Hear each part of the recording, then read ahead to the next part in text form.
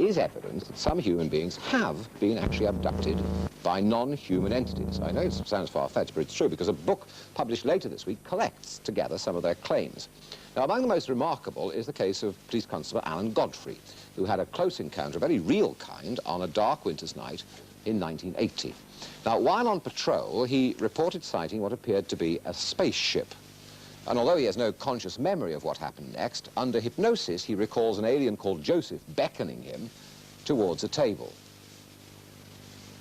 And then some smaller aliens and a dog appeared, tugging and pulling him towards the table and forcing him to lie down. And then Joseph began an examination of Police Constable Godfrey, while the creatures tried to take his shoes and socks off. Now, suddenly it was all over, and Police Constable Godfrey was sitting back in his police car, and now he is sitting with us here on the Breakfast Time sofa. It's an extraordinary story, isn't it, really? You recollect things in your mind, and you recollect other things only as a result of hypnosis. Can we start with the first bit? What were you actually doing that night, and what did you see? Well, I was driving the Panda car along Burnley Road in Todmorden, and I came across this strange craft blocking the road. Describe it to me. Well, it was about 20 feet high, about 14 feet wide. It was a diamond-shaped object, hovering about 5 feet off the ground. Now, at this point, you didn't see anybody, did you? No, I didn't see anything other than that. Did you approach it? I got within about 20 feet of it. And then you went back to your car to report it, did you? No, I didn't get out of the car. Ah. I didn't want to get out of the car. You didn't? No. But you got on the blur, did you? I got on the radio, both radios, the VHF in the car and the UHF.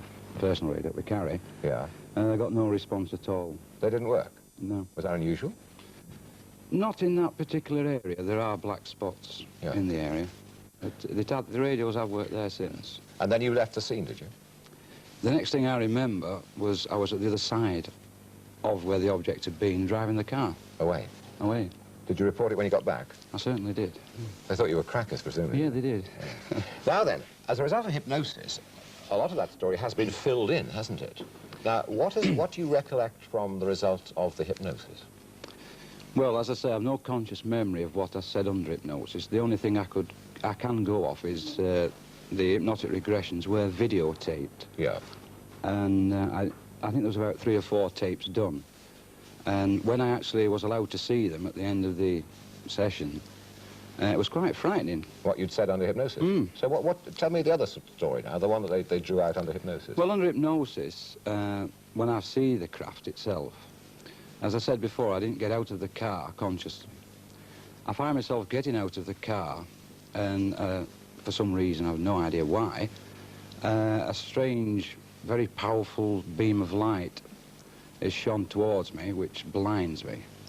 I jump back in the car in panic, and then there is some sort of a blackout. And after the blackout, I wake up in some sort of an examination room. I see. So, this spaceship, or whatever it is, did you see that in your recollected... Yes, everything under hypnotic regression, everything was accurate right up to... The bit that... when I got out of the car, yes. OK, well, describe this creature to me, this man. Well, he was a humanoid, or of human appearance. He's about 6 feet high. But not quite a human being, you say? Well, he had a human appearance. Yeah. He had a beard, and he wore some sort of a skull cap, and he wore like a white gown. He was very pleasant in appearance. He wasn't at all frightening to look at. OK, now you've got yourself into this room. What goes on there? Who else is there?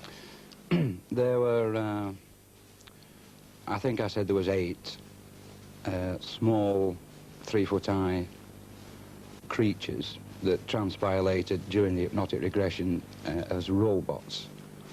Were you in a normal room, or were you in a spaceship, rather like Doctor Who's time capsule? Were you in something as kind of... It looked bigger than his capsule. Yeah. You know, it doesn't look very big, does it, really? Yeah. But inside it, yes, I would say it's very similar. And then they tried to undress you, didn't they, at one point? Take your shoes and socks off. Why was that? Well, this is one of the funny things about it. When I got back to the station, I found that my left boot was split, and I had a burn mark on the instep of my left foot. And in the hypnotic regression, they actually examined my left foot. Now, that's remarkable to me, with the other evidence of the other police officers seeing the craft as well. How did your experience end in this place you were with these people? The doctor woke me up.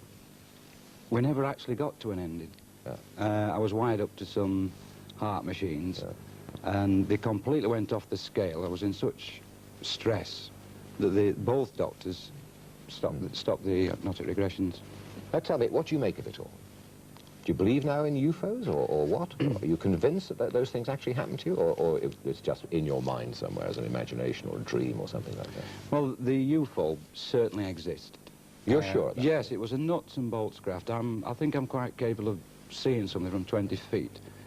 Well, if I said to you anything you say will be taken out and used in evidence, you would say that you saw that thing? Yes, I would swear on the Holy Bible. What I saw that day, I've seen nothing of the like, except in science fiction films.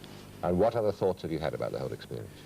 The abduction part, well, I've thought about it. I've thought, well, perhaps it's something that I've read about and seen as Doctor Who, and because of my experience, it somehow got jumbled up. Yeah. Or it actually happened. Yeah. It's a good story, isn't it? I think it's wonderful. Yeah? I mean, that's a whole series of Doctor Who's. Well, I mean, what do you make of it, Colin? I mean, you work in the fiction of this. I mean, he is saying this isn't fiction. He is saying, I actually saw that thing.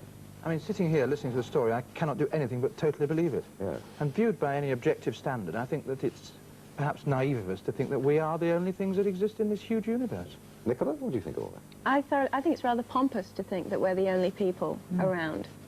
That there isn't possibly life somewhere else without, you know, we don't have the facts of everything. So I think it's rather pompous to think we're the only people. Alan, you are taken very seriously, I mean, aren't you, by people who study these things? I mean, what do they say about your experience? Are they also convinced that you actually went through this experience and those things and those people were actually there? I think they are, yes. I think the UFO investigators that came to interview me, one of them being a high-ranking police officer from the Greater Manchester Police Force, he really gave me a grilling, as he obviously is very experienced in it.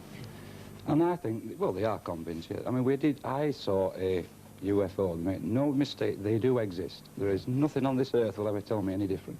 Well, I mean, if you say it like that, I just cannot, as Nicholas says, possibly believe otherwise. Thank you very much for telling the story. Absolutely fascinating, and if anything else happens to you, let us know, will you? There we are. I'm sitting here in a cold sweat. Follow that, David Icke. Actually, interestingly, wasn't there a couple in America called the Hills who went through exactly the same experience? I think they went through they went through hypnosis, and the way it's described it, I read an article, it's exactly the way they described it, you know? Up to the point where they went in the craft, they could remember everything, then bang. And on the hypnosis, they described the same sort of things as you did. There are many cases of abductions in this country that I know about now. Oh dear. There's quite several under hypnotic regression. There were 3 girls in Shropshire. They had a similar experience. And under hypnosis, they come up with very, very similar inside the craft and very similar beings in it. It is a very, very convincing story you tell. I think we'll move on quick. And nobody's going to shake you, are they?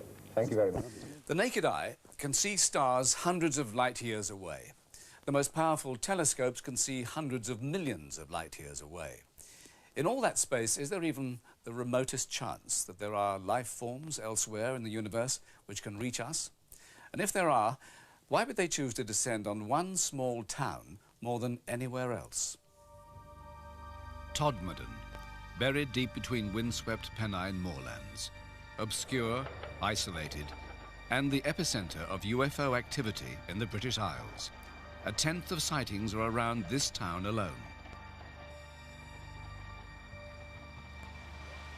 Our story begins with a discovery in a coal yard which even now, more than 10 years on, remains a mystery. He's up there. Alan Godfrey, at the time a constable in the Todmorden police force, was called to the scene. He wasn't there a few hours ago. Lying on top of a pile of coal was a man, dead. He had this terrifying expression. I can only describe it as whatever he last saw really terrified him. There was no footprints belonging to him, disturbance on the coal. So how did he get up there, you know? I couldn't work out. I could see that on the top of his head there were individual burn marks. And at the back of the neck there was a rather large weeping type of burn, and there'd been like an ointment smeared on it. The dead man was Zygmunt Adamski, a retired miner, who disappeared 5 days earlier from a town 20 miles away. The coroner had to record an open verdict. He's still baffled by the questions surrounding the case, like what was the substance on the dead man's neck? We had the substance analysed, and the toxicologists and the scientists couldn't come up with any answers to what it was. And we came up against a blank at every line of investigation. This was one of the most puzzling cases that I've come across in 25 years. If somebody proved to me that UFOs exist and that there was one around there at that time and that in some way we could associate it with this case, then perhaps I might say I'd only raise half an eyebrow. What strengthens the belief in a UFO link is that so many others have also seen things that simply defy explanation. On the moors above Todmorden, next to what's said to be the highest bus stop in Britain, is the Deerplay Inn. One night in 1989, the landlady awoke to see an amazing sight. Well, I never took UFOs seriously at all. So one night my husband came in to the bedroom and I was asleep, and he came in and said, "Come on, look at this, Val." And I came into the lounge and I saw this light behind that cottage there. It went right across the moor. It went about 50 miles an hour, came on the car park and lit the car park up like it was daylight. Absolutely, like daylight. I can't believe it. I just don't know. And my husband said to me, "Well, explain that." And I can't explain it. A few miles away, at about 7 o'clock one evening last August, Joanne Elledge, Sarah Wolfenden and Amy Connolly were out with friends. We were just walking up the road, along the road, and one of our friends said, "You know, what's that over there?" and jumped on the wall. So we just got on the wall and had a look, and it was just like behind us, on the, just above the forest, and it just seemed to be hovering, and watched it for about 10 minutes.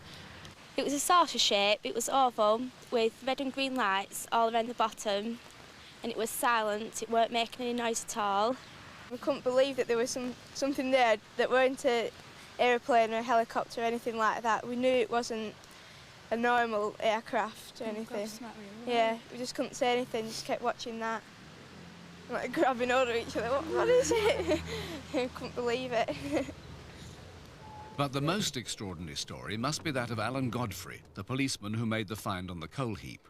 5 months later, he was on duty early one morning when there were reports of cows loose on a council estate. I've been sent to investigate this herd of cows. So I was driving up the road here, and I was going to turn right up Fernley Road there to the council estate when I could see in front of me up here this object. It looked to be completely blocking the road.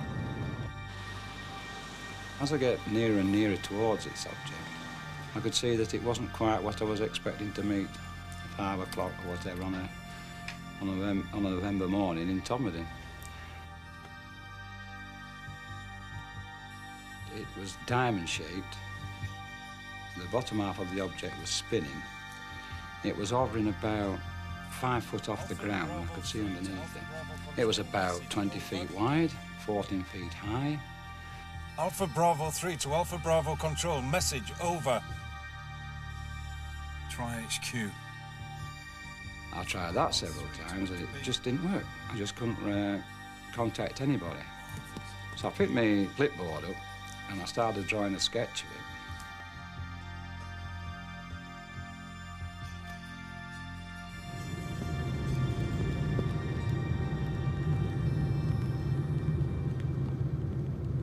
And then suddenly, I was at the other side of the object and it had gone.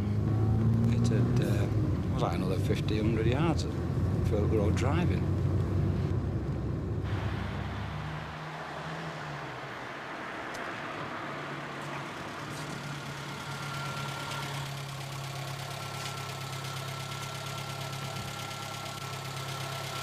What's up? You're not going to believe what I've just seen.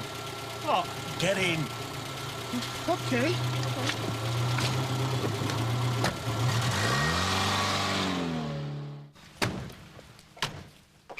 So we got out of the car and we examined the road surface, which was like a whirlpool dry. Something really hot had been hovering above there.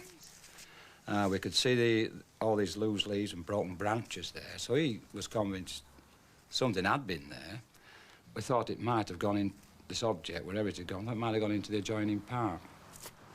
We climbed into the park because the gates were locked and we had to climb across the river. When we got in there, we could see this herd of cows right in the middle of the rugby pitch. It had been raining all night, but there's no hoof prints belonging to them. How they got there, it just looked as though, plop, somebody dropped them there, you know? It sounds incredible, but Alan Godfrey isn't the only one who saw something in the same area on the same night. Another witness was school caretaker Leonard Smith. When I came round the corner to check the grounds, I looked up in the sky and this UFO was up in the sky, approximately over where I later learnt the area where Alan Godfrey had his experience. I didn't know at the time. Now the object shot across the valley 4 times, backwards and forwards, and it vanished over the hills. Then there's John Porter, one of 5 other police witnesses that night. An hour before Alan Godfrey's encounter, he was out searching moorland quarries for stolen motorbikes. We were walking down the moor from the main road. Something told me to turn round. I turned, and in the sky was a very cold steel blue light. It moved in a sweeping arc across the sky, about 12 miles, I would estimate, in 1 second. Eventually, I went up the road and observed this same cold steel blue light sweeping away in a low arc towards Todmorden, and that's the last I saw of it. Despite this support, Alan Godfrey became more and more troubled by the most puzzling part of his experience. After it had all happened, I realised that there was half an hour missing from me drawing the object to me turning up at the other side of where the object had been. I was really curious, you know, I wanted to know what had happened in that half hour. I persuaded him to undergo regression hypnosis, and 2 experiments were set up with 2 doctors who specialised in hypnosis. The hypnotic regression sessions were videotaped, and during them, Alan fills in the missing time, the gaps in his memory. Alan describes getting out of his car, looking at the object. Then he sees a light emanating from underneath it, so he gets back into his car, finds his car won't go, and then he's engulfed in a bright white light. There's a light. Shining a light. He appears to lose consciousness. He says everything is black. He then wakes up in a room where he sees a tall man. He's also surrounded by 6 small robots. Pardon? It's not horrible. Who's horrible? They are. Who's they? I want to talk about them. He's made the subject of some sort of pseudo-medical examination. In due course, he's put back in his car. But Alan Godfrey himself admits he doesn't know what to make of the hypnosis. After my initial sighting, I did read quite a few science fiction books, and it is quite possible that that part of the hypnotic regressions has got jumbled up in my mind. But I must stress that I did see a UFO that night. Make no mistake about that. I definitely saw what I saw, and nobody on this earth will ever tell me any different. So, are the people of Todmorden receiving visits from outer space? The town now has its own observatory with telescopes trained on the skies. We recently had reports of lights moving around in the sky which turned out to be nothing more than a local laser show. Also, we have to be rather cautious because we live under the flight paths of 2 major airports, Heathrow and Manchester. And locally, Manchester is a problem in as much as we have lights coming in on incoming aircraft which give the impression of UFOs in the sky. But most UFO witnesses dismiss the obvious explanations. It was not an aircraft. I got into my van and made radio inquiries regarding this. I still saw the blue light in the sky. I made inquiries with the Army, the RAF, the Civil Aviation Authority, and nothing was in the sky at that time. A less conventional theory is that the geology of the area can produce strange sights. There are many reservoirs and quarries in the Todmorden area, and the local rock has a high concentration of quartz crystals. Scientists have found that this can produce an electrical signal, and on a grand scale this might turn out to be glowing masses of energy which can be seen as UFOs. It's also been found that this can affect the human mind and make people see images. I saw what I saw. That object was real. If I'd have got out the car and thrown a brick at it, it would have gone bang. Strangely enough, even the scientists are now coming round to the view that the people of Todmorden are seeing something. Two friends and I were observing and saw an object which had classic flying saucer shape. We checked to make sure the telescope we were originally using didn't have optical defects, and there was no problem there. Much as it's difficult to believe that it was of extraterrestrial origin, to this date we have no rational scientific explanation for what it was.